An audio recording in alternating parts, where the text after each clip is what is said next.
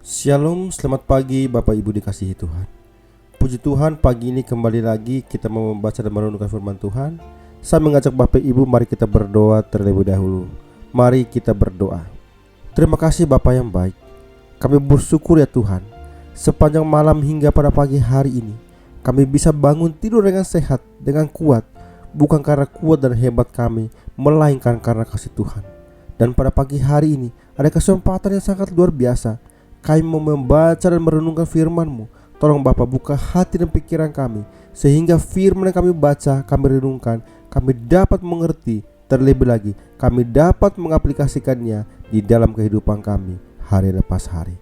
Di dalam nama-Mu Bapa kami berdoa dan bersyukur. Haleluya, amin. Tema yang saya berikan untuk kita renungkan bersama yaitu milikilah karakter Kristus. Mika pasal 6 ayat yang ke-8. Hai manusia, telah diperintahkan kepadamu apa yang baik, dan apakah yang dituntut Tuhan daripadamu, selain berlaku adil, mencintai kesetiaan, dan hidup dengan rendah hati di hadapan Allah. Bapak, Ibu, Saudara yang dikasihi Tuhan, pada nats ini di dalam bahasa Ibrani menggunakan istilah daras, yakni suatu usaha terus-menerus yang berangkat dari hati yang peduli. Apa yang sebetulnya Allah tuntut dari umatnya? Mika menyampaikan firman kepada bangsa Israel menggunakan sebuah sindiran untuk menyimpulkan apa yang mereka rela lakukan bagi Allah, yaitu memberikan korban bakaran, bahkan sampai ribuan domba jantan, seperti pengikut agama-agama kafir yang rela mempersembahkan anak-anak sulung mereka. Israel meresponi kasih Allah dengan melakukan agama lahiriah dan ritual agama yang kosong. Allah sudah memberitahukan kepada umatnya hal baik, apa yang baik yang Dia kehendaki, yaitu berlaku adil, mencintai kesetiaan, dan hidup dengan rendah hati di hadapan Allah. Tiga kebajikan ilahi ini bukan suatu teori filosofis belaka, tapi merupakan nilai-nilai moral praktis. Lebih penting dari segala ritual keagamaan yang mereka jalankan. Tuhan menuntut kita menanggapi kesetiaannya dengan daras, yakni memiliki kepedulian dengan terus-menerus berjuang untuk berlaku adil, setia, dan rendah hati. Tiga karakter dasar Allah ini yang Dia tuntut untuk kita perjuangkan. Karakter yang selalu diharapkannya untuk bertumbuh di dalam kepribadian dan karakter kita, yakni pertama, kita harus berlaku adil. Adil berarti berada di tengah-tengah, jujur, lurus, dan tulus. Suatu sikap yang tidak memihak kecuali kepada kebenaran. Adil berarti juga sama berat, tidak berat sebelah, tidak memihak. Keputusan hakim yang berpihak kepada yang benar, berpegang pada kebenaran. Sepatutnya tidak sewenang-wenang. Secara terminologi, adil bermakna suatu sikap yang bebas dari diskriminasi, ketidakjujuran. Ini berkenan dengan hal yang patut diterima oleh seseorang dan mengarah kepada hubungan sesama manusia antara Tuhan dengan hamba, atasan dengan bawahan, orang tua dengan anak, suami dengan istri, pimpinan dengan karyawan, pemerintah dengan rakyatnya. Dunia dipenuhi ketidakadilan, keadilan diputarbalikan, keadilan dapat dibeli dengan uang.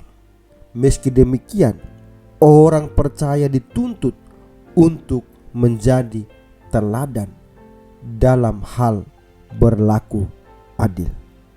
Kedua, kita harus setia. Setia artinya dapat dipercaya dan taat menjalankan perintah. Pernahkah kita memiliki teman atau kenalan yang tak bisa dipercaya? Bagaimana rasanya?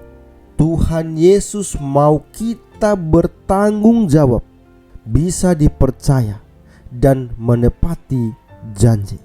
Setia adalah berpegang teguh pada janji, pendirian, dan sebagainya. Patuh, taat, kesetiaan yang dimaksud bukan hanya berkaitan dengan hubungan kita dengan Tuhan, tapi juga hubungan kita dengan sesama manusia. Kesetiaan ibarat barang berharga, sangat mahal dan langka untuk ditemukan, sebab telah lenyap orang-orang yang setia dari antara anak-anak manusia. Kesetiaan adalah salah satu karakter yang Tuhan cari dalam diri orang percaya. Banyak orang menyebut diri baik hati, tetapi orang yang setia, siapakah menemukannya? Yang ketiga, kita harus rendah hati. Kenapa rendah hati? Karena lawan rendah hati itu angkuh. Dan Alkitab berkata, keangkuhan merendahkan orang, tetapi orang yang rendah hati menerima pujian. Alkitab saja menyebutkan demikian, tapi sayangnya kita seringkali salah kaprah. Kita mengejar prestasi demi pujian. Kita kerja keras karena mau diapresiasi. Kita berbuat baik, berbagi, menolong karena mencari perhatian. Justru rendah hati yang akan mendatangkan pujian, karena orang yang rendah hati tidak mencari pujian dari manusia, melainkan dari Allah. Orang rendah hati juga berani dan mau mengakui kesalahan, bukannya malah menyalahkan. Rendah hati itu artinya kita mau belajar dan diajar. Perkataan Nabi Mika tentang hidup dengan rendah hati merupakan panggilan bagi kita untuk mengendalikan diri terhadap kecenderungan kita melalui Allah. Sang Nabi menasihati kita untuk berlaku adil dan mencintai kesetiaan. Dan sikap tersebut bisa saja mendesak kita untuk berbuat sesuatu dengan tepat. Ini wajar karena setiap hari ketidakadilan di dunia ini semakin menjadi-jadi.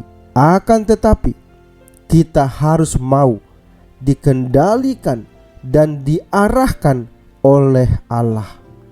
Tujuan kita adalah melihat kehendak dan maksud Allah tergenapi dengan kedatangan kerajaannya di muka bumi ini. Karena itu, lakukanlah ketiga kebajikan ilahi itu: adil, setia, dan rendah hati. Maka Tuhan akan berkenan kepada kita. Amin. Tuhan Yesus memberkati. Mari kita berdoa. Terima kasih Bapa yang baik. Kami bersyukur kami kembali dikuatkan oleh kebenaran firman-Mu. Ya Bapa, biarlah firman-Mu itu kami dapat mengaplikasikan dalam kehidupan kami hari lepas hari. Saatnya kami kembali untuk menjalani setiap aktivitas kami. Tolong Bapa, pimpin dan bimbinglah kami, sehingga apapun yang kami lakukan hanya untuk mempermuliakan nama-Mu saja. Di dalam nama-Mu Bapa kami berdoa dan kami bersyukur. Haleluya. Amin.